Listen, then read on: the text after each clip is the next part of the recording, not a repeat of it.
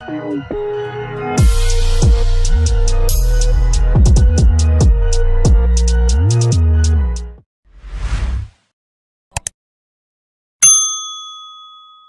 Chaudhry, Pep Talk UK, joined by a man who's enjoying the weather out in Portugal. He seems to have taken the sun with him because it's raining in London. It's Professor X Xavier Miller. How are you doing, sir? I'm good, man. Good. How are you, Shaz? Xavier, do you know what? I was looking through my phone book and I came across this name, Xavier Miller, and I was thinking, Xavier Miller, I've forgotten what he looks like. This lockdown's ruined our relationship.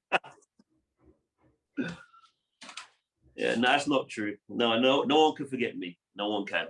Once you've met me, you can't forget me. Now, tell me about that T-shirt, Chatty Patty, we're working. Oh, yeah. Oh, my God.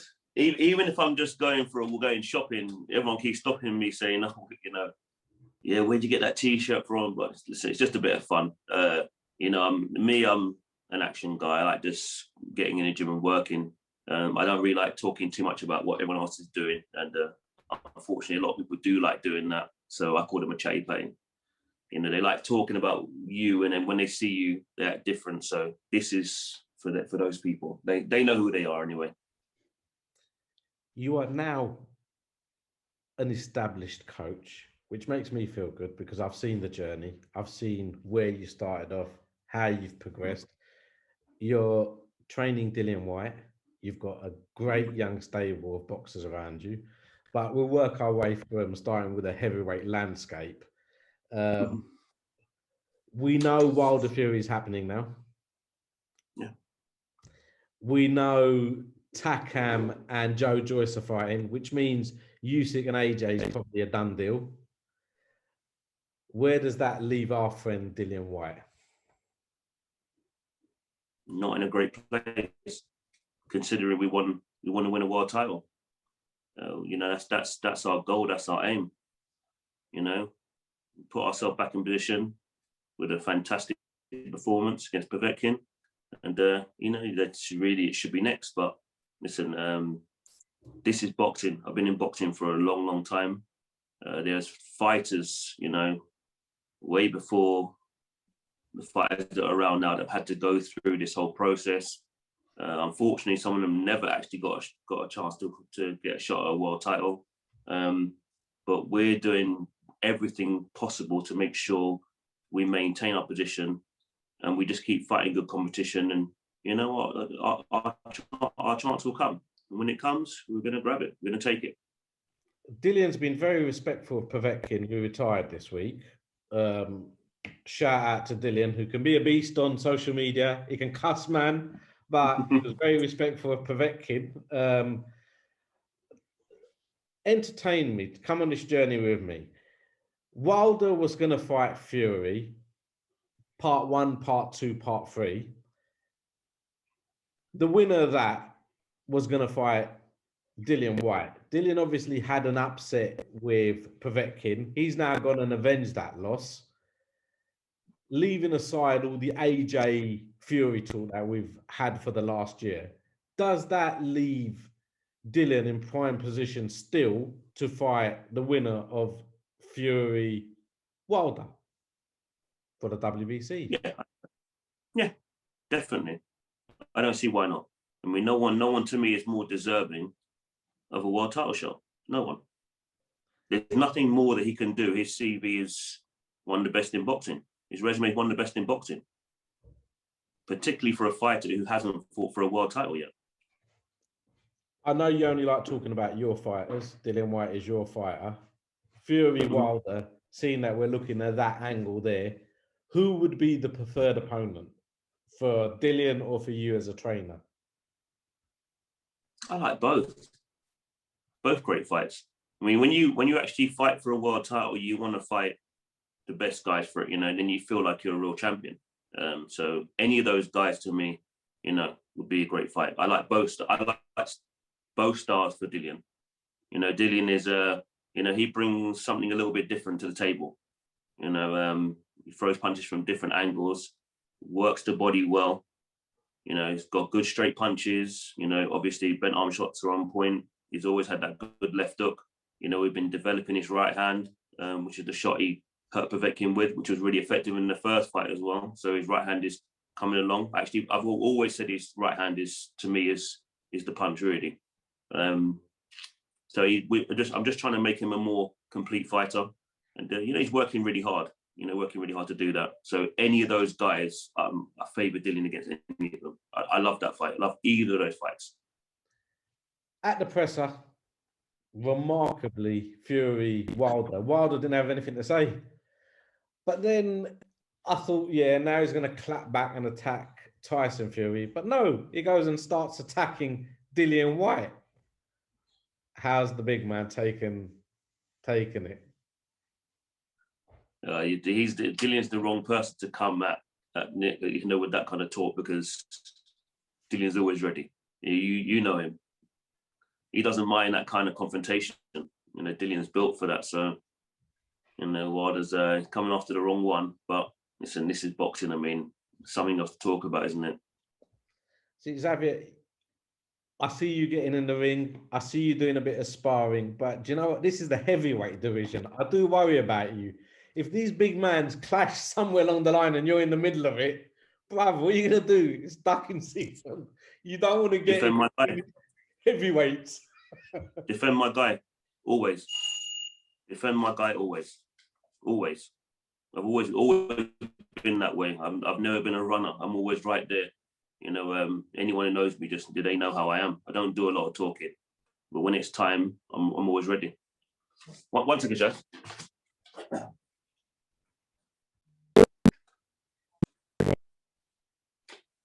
You're back in Portugal with Dillian. Yeah. You've only been out there a couple of days. Are we gearing up, or are we just staying ready for a fight? Oh, we're definitely getting ready for a fight. No doubt. They just don't know who it's going to be yet, but we've got an idea, you know, date-wise. To me, it looks like end of August or, you know, early or mid-September. There's a lot going on in boxing at the moment, so we haven't finalised the date yet. Well, I haven't been told we finalised the date yet, so, but I'm here to make sure Dillian gets ready. Hopefully it's in the UK. Hopefully with fans out. Hopefully we can get to support our man in a UK ring. But boxing is boxing. The young lads coming through. Tell me about the rest of the stable. How Dennis, Yusuf, and the new additions are settling in. Dennis is just signed with Warren Management, which is great for him. I know they're working with this app. I think it's called Fight Zone. So I'm pretty excited about that for Dennis. You know, he's done good work on good win shows. He's managed to get to 7-0, and hopefully he'll get the English title shot. You know, that fight's been talked about. It almost feels like a couple of years. It's been about a year and a half, obviously, because of what happened last year. You know, we haven't been to lock down a date. But you know, Dennis has been staying in the gym. He'll be coming out here to train with me as well. So whatever comes next, I'm just excited about the next stage of his career. He hasn't really got time to waste. He looks like a baby. I think he's about 31, maybe. He might be 32. Yeah, I think he's 31. For super featherweight, obviously, you know, he ain't got time to waste, so he's got to get going. But yeah, excited about Dennis. Other super featherweight, Yusuf Kamari, fantastic performance against Kane Baker on the undercard of White Povetkin 2. And yeah, really excited about Yusuf. You know, he's always been a major talent.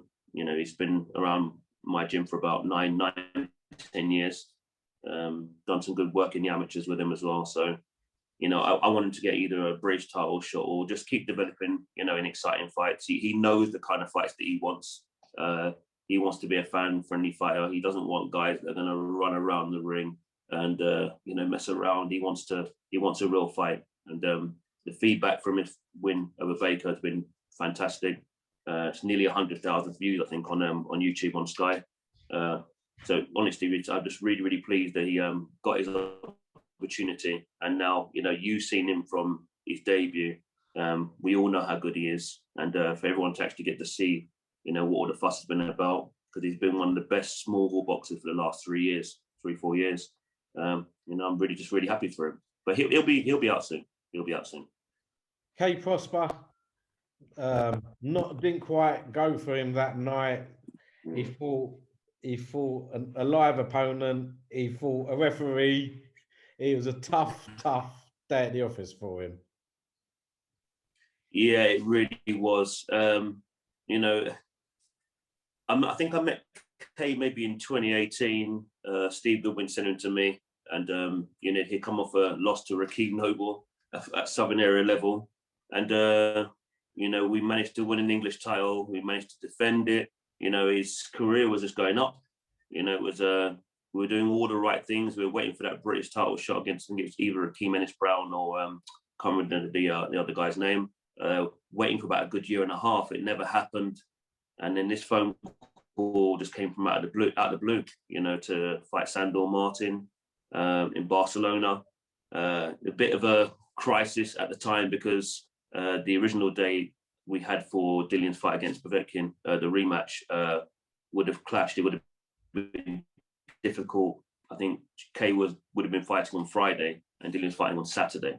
So for me to be doing the traveling, Dillian would have made it happen. He would have found some way to make it happen. That's the kind of guy he is, but it wouldn't have been easy. But then luckily, you know, the fight got delayed. Kay's fight got delayed about 3 weeks, 4 weeks. So, you know, had the Gibraltar show, you know, fantastic performance from Dillian. I didn't even get a chance to even rest. As soon as I got back, you know, had to organize sparring for Kay. We only had like 3 weeks with him.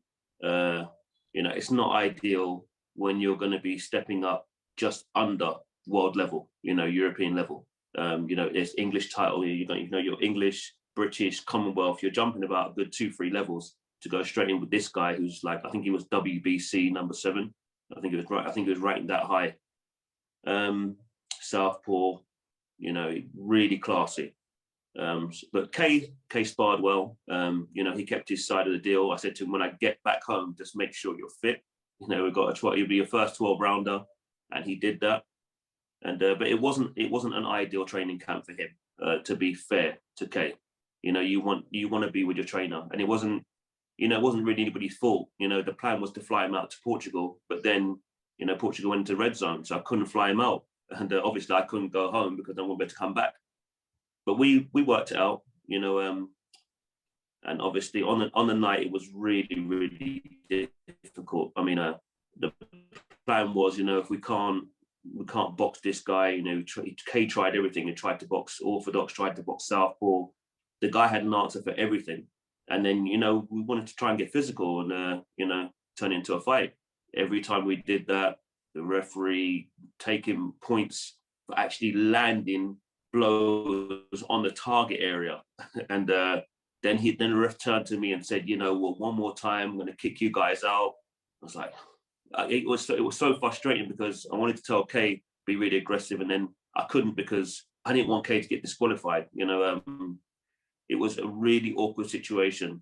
And yeah, we end up losing a lopsided decision, and really frustrating. You know, I had a talk with Kay, really down about it. Obviously, you know, he's been working so hard to get to that level. He believed he was at that level. So now I think he needs to get another big fight, domestic fight, you know, get back in the queue. You know, a Robbie Davis Jr. type of fight would have been ideal. I'd love to get that kind of fight. Obviously, it's just going to be about what kind of platform we're talking about. That's going to be the difficulty now. You know, that fight was on the zone. You know, if he'd performed really well, you can imagine he's going to get another opportunity. It's going to be a bit more difficult now. But yeah, we've got some plans. We've got some plans. We're going to be doing a home show. We've got 3 new additions to the stable as well. Yes, I've got 3 new ones. Well, actually, I might have more than that, actually. I've got female boxer, Sadem Amma, unbeaten in the amateurs. Really excited about her. She came out last year to Portugal when I was training Dillian. We did some training out here, and she'll be coming back hopefully the next 2 or 3 weeks. But yeah, looking for a deal for her as well. Also got Plamidi Miantiolo, phenomenal bantamweight, won a national title for my amateur club. And yeah, really excited about him. He's another one of the guys that I've had for a long time, like Dennis, like Yusuf. You know, he's going to do really well. He's definitely going to be winning titles, that's for sure. I've just got a manager's license, so he'll probably be the first fighter I do manage. So I'm excited about that. Also got another fantastic lightweight, Jack Brooker. I know he was up at GB for a while as well. Lightweight, southpaw, skilled. You know, he spars K Prosper regularly, and Yusuf. You know, he's very talented. And also got a guy called Jesse Brandon, boxes for Finchley Boxing Club. Super lightweight, heavy right hand. You know, so excited about him as well. But yeah, I mean, you know, obviously you've been to my amateur boxing club years ago, so you know the kind of talent we're developing down there. So the conveyor belt continues. I do like you've got a lovely setup with your number two, with the team around you. I love the fact that you like picking up the boxers from day one. You live, breathe, eat, sleep boxing with them.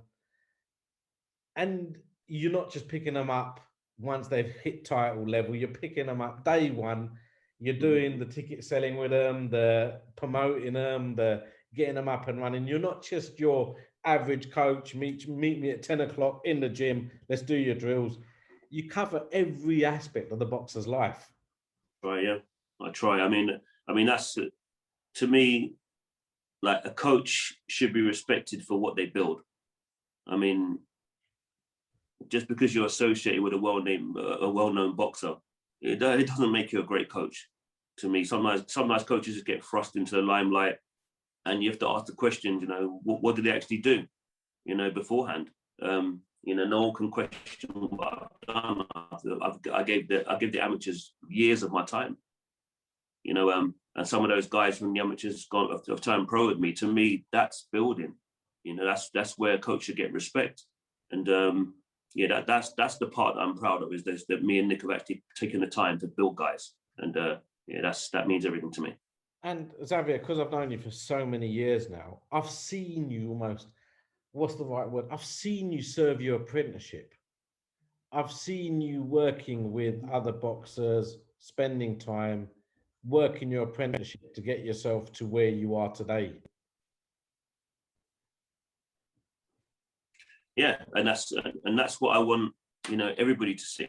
You know, I don't want to just say, well, you know, Dillian's with this boxer now and he's an established name. No, you know, I'd like you to know exactly where I come from, you know, and the reason why I'm doing what I'm doing and why I give all my time to all my fighters. You know, it's the journey is the important part to me. It's this building, you know, developing a relationship, whether that's building a guy from scratch, whether that's improving a guy, you know, like Dillian. I mean, obviously got a lot of backlash from the first Povetkin fight, but outside of that one shot, you know, you watch those first four rounds, you know, you'd see Dillian was boxing beautifully.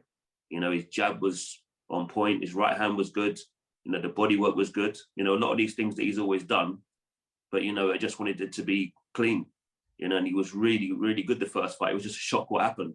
But to me, there's, you know, the last two fights he's had, you know, that's the best opponent he's boxed, the most established opponent he's boxed. You know, so he should get a lot of credit for that. And to me, he's developed a lot over the last couple of years. You know, that's what I want to be known for, is, like, you know, improving guys and developing. That's me.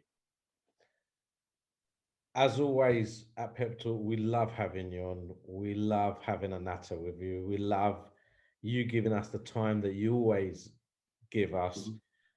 The floor is yours. Anyone you want to give a shout out to?